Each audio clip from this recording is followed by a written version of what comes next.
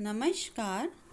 आज हम सुनेंगे कार्तिक मास में कहे जाने वाली सीता माता नितनेम की कहानी। यह कहानी सीता माता कहती थीं और श्री राम इसे सुना करते थे। एक दिन श्री राम भगवान को किसी काम के लिए बाहर जाना पड़ गया तो सीता माता कहने लगी कि भगवान, मेरा तो 12 वर्ष का नितनेम है। अब आप बाहर जाएंगे तो मैं अपनी कहानी किसे सुनाऊंगी। श्री राम ने कहा कि तुम कुएं की पाल पर जाकर बैठ जाना और वहाँ जो औरतें पानी भरने आएंगी उन्हें अपनी कहानी सुना देना। सीता माता कुएं की पाल पर जाकर बैठ जाती हैं। एक स्त्री आई, उसने रेशम की जरी की साड़ी पहन रखी थी और सोने का घड़ा ले रखा था। सीता माता उसे देखकर कहती हैं कि बहन, मेरा 12 वर्ष का नितनेम सुन लो।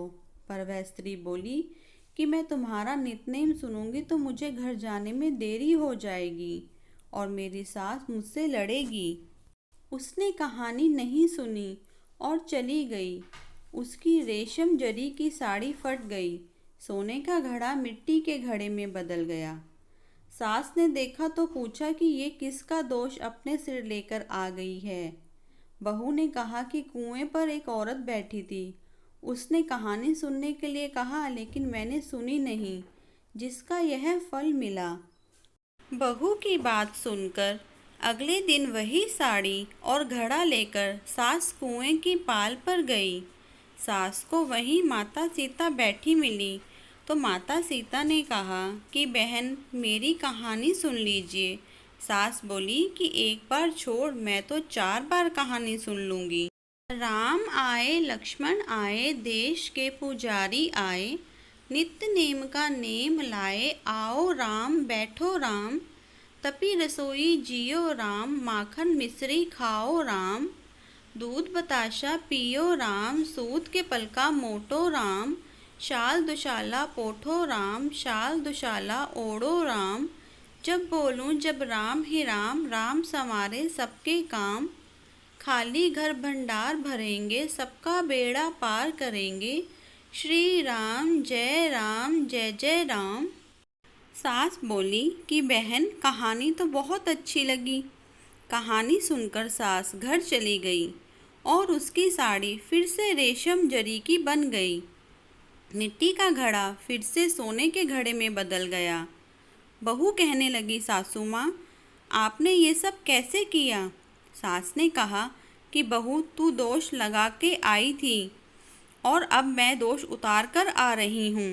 बहू ने फिर पूछा कि वह कुएं वाली स्त्री कौन है। सास बोली कि वे सीता माता थीं। वे पुराने से नया कर देती हैं, खाली घर में भंडार भर देती हैं, वह लक्ष्मी जी का वास घर में कर देती हैं, आदमी की जो भी इच्छा हो उसे पूरा कर देती हैं। बहू बोली कि ऐसी कहानी मुझे भी सुना दो। सास बोली कि ठीक है, तुम भी सुनो, और सास ने कहानी शुरू की।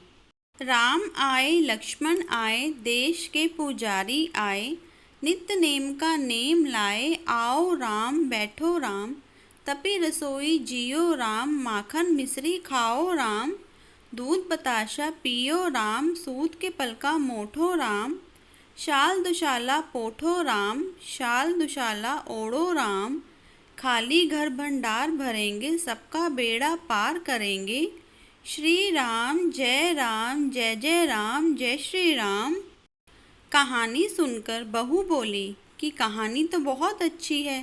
सास ने कहा कि ठीक है, इस कहानी को रोज कहा करेंगे। अब सास बहू रोज सवेरे उठती, नहाती धोती और पूजा करने के बाद नित्य नेम की सीता की कहानी कहती।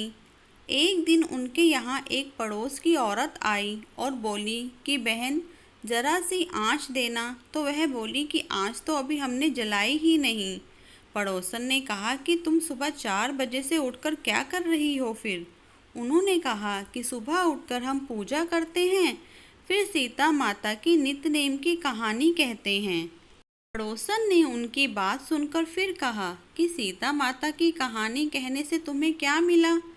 वे बोली कि इनकी कहानी कहने से घर में भंडार भर जाते हैं, सारे काम सिद्ध होते हैं, मन की इच्छा भी पूरी होती है। पड़ोसन कहती है कि बहन, ऐसी कहानी तो मुझे भी सुना दो फिर। वह बोली कि ठीक है, तुम भी यह कहानी सुन लो।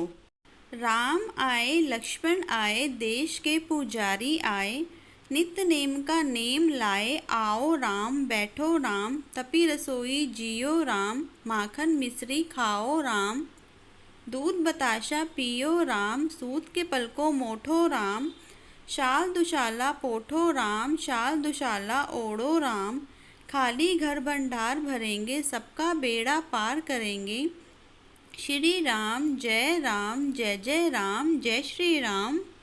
सारी कहानी सुनने के बाद पड़ोसन कहने लगी, बहन, कहानी तो मुझे बहुत अच्छी लगी। अब वह पड़ोसन भी नित्य सीता माता की कहानी कहने लगी। कहानी कहने से सीता माता ने पड़ोसन के भी भंडार भर दिए। अब तो पूरे मोहल्ले में नित्य की कथा चल पड़ी। हर किसी की मनोकामना पूरी होने लगी। हे सीता माता, जैसे आपने उनके भंडार भरे, वैसे ही आप हमारे भी भंडार भरना, कहानी सुनने वाले के भी और कहानी कहने वाले के भी। Please like, share and subscribe.